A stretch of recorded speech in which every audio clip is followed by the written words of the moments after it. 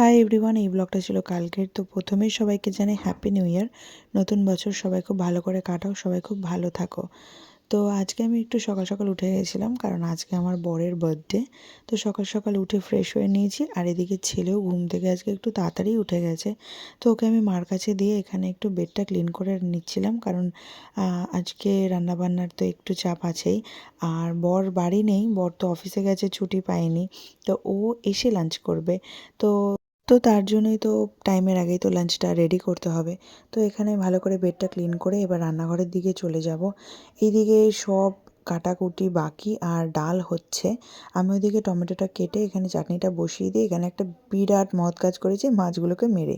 তারপর চলে গেছিলাম মেশিনে, ছেলের কিছু জামা কাপড় ছিল সেটা দেওয়ার জন্য।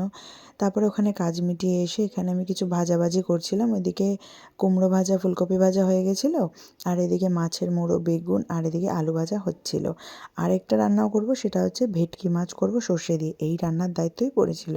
তো আজকে অনেক কিছুই প্রায় রান্না হয়েছিল এখানে।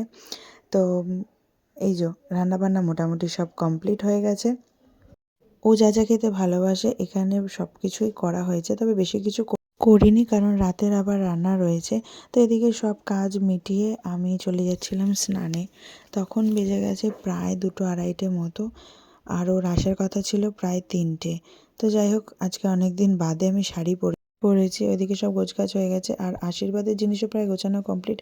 এখানে সব আশীর্বাদ করছিল, দেন ওকে খেতে দিয়ে দিলাম। বাকি ব্লগটা পরে ভিডিওতে আসবে।